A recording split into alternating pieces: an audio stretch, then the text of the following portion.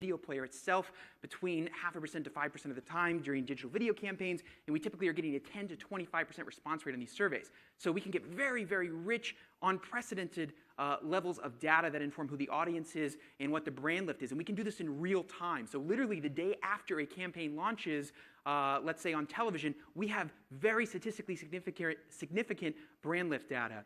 And what we're doing now is for major television events like the Super Bowl, March Madness, and the Oscars, we're measuring every single TV ad that is airing for the impact to purchase intent. And then we're releasing that information for free.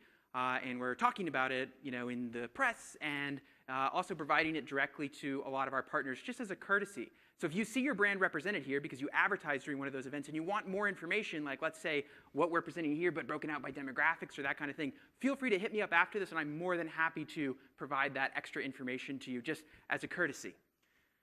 So here are the top 10 most effective brands by brand lift that aired during this year's Super Bowl. So we see that the #1 performer for the increase to purchase intent, which means how likely are you to buy this product, or in the case of Furious 7, how likely are you to see this movie? So we see 23.43% lift in intent to go see that movie, which essentially means we've measured a control group that has never seen the ad, and we're seeing, okay, whatever the lift is there, and then we're measuring the exposed group, people who have seen the ad once or more, and the difference between those, the delta, is the brand lift number.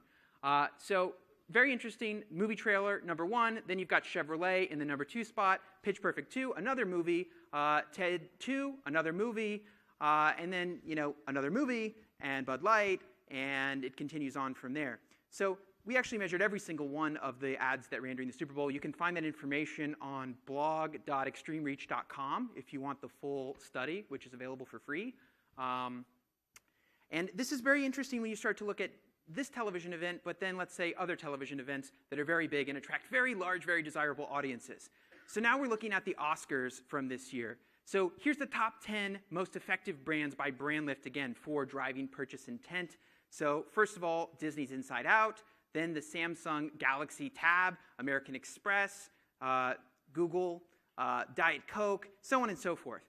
Here's what's very interesting. These brand lift numbers are much higher than the Super Bowl on average. Why?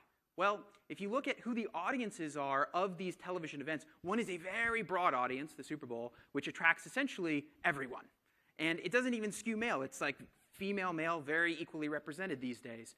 The Oscars, on the other hand, has a much more specific audience, which skews women, it skews higher income, and it's a much better sort of target if you're a brand like, let's say, a Diet Coke that does better with that specific kind of audience, so hence the higher brand lift numbers. Okay, March Madness. This is probably the most mind-blowing information that we've ever measured from television because of the extraordinary lift across the board. And these are very statistically significant studies. We are transparent with our methodology. They have tens of thousands of participants per study. So it's kind of hard to see this, but you've got Sprint, you've got Mercedes-Benz, you've got BMW, you've got Verizon, you've got T-Mobile in the top positions there. And you see over 60% increase in purchase intent. That is absolutely phenomenal. How does this happen? Well, if you think about March Madness attracts a lot of males, primarily higher income, and as a result of the repeated exposures, because it's not one big game like the Super Bowl, it's a series of games that people are watching throughout, there's a very high likelihood that people are going to have a much higher frequency of exposures to these ads, and I think it's kind of a known thing that if you show people the ad enough times, you're going to expect a higher brand lift number, hence a much higher number. And the ads themselves are actually much cheaper on an individual ad basis during March Madness than, let's say, just buying one big ad on the Super Bowl, and you end up with higher lifts. So if that's a good target for you, March Madness may end up being a very good bang for the buck. And it was a really impressive bang for the buck for the automotive brands and the tech brands in particular. So if we look at the brand lift by event, the average brand lift for the Super Bowl was 6.9%. And again, this is brand lift to purchase intent particularly. If we look at the Oscars, about 20.5%, which is great. It's even better than the Super Bowl. The ads are cheaper. The audience is, of course, smaller as well. And March Madness had a mind-blowing 57.3% brand lift on average. And that's, in that case, specifically for tech brands and automotive brands. But very interesting data, and again, this is all available on blogs or blog.extremereach.com. And if your brand is represented, and if you advertise during any of the events, we certainly have far more data that we're willing to share with you, again, just as a courtesy.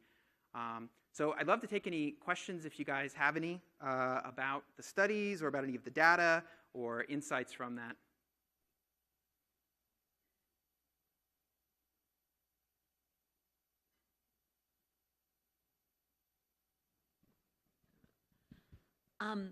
So I understand that you're comparing them because they are all tentpole events, but how do you compare March Madness since it's a month-long event versus literally a one-day event for Super Bowl and Oscars, especially knowing that Oscars and Super Bowl don't have build-up. There's no brackets around it. There's not really that whole culture where people do office pools and people do things with their friends. So I guess I just want to know, like, why was it just to compare to, like, other big tentpole events, or where was the rationale behind that? So I think, there's been a real lack of this kind of data for a long time. And there hasn't really been a good methodology for getting something that's statistically significant very quickly. And I think, advertisers spend very large amounts of money on these 3 events in particular. And we really aim to measure all of the major television events that are happening and just release this data as a courtesy to our clients. And I think it's interesting to put things into perspective to understand the different kinds of lift. I understand they're very different kinds of events, and the targets are very different for each of these. But I think it's very interesting when you're planning something, if your audience aligns well with one of these events, and you see, for example, March Madness has such a ridiculously high brand lift, it might make sense to start to consider that in your planning.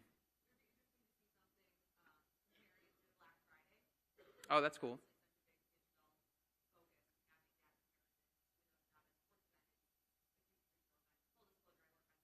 Sure. So just what was asked from, I don't know your name, but from Julie from Sprint. Julie said it'd be really cool to look at Black Friday in particular and understand what the impact was on Black Friday, even though it's not one of these events, just to be able to compare that. It's definitely a good idea we'll keep in mind. We're always looking for new things to measure and release data on. I saw a question over here, I think. Yeah.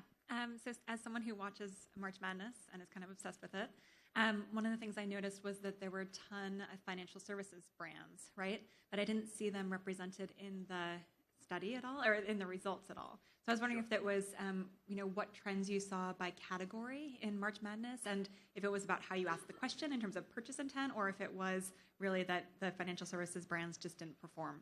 So, for the Super Bowl and for the Oscars, it's very easy to choose every ad and measure every single ad, no problem, because we know what all the ads are because all the ads go through Extreme Reach.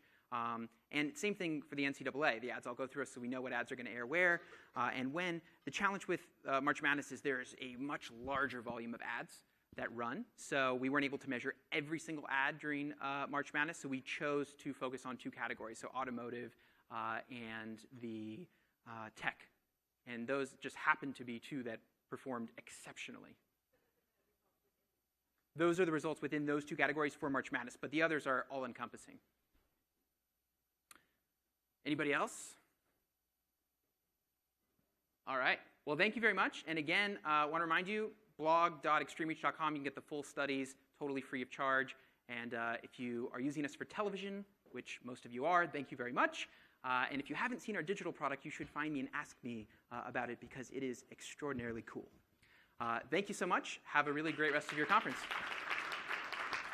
Thanks. Awesome.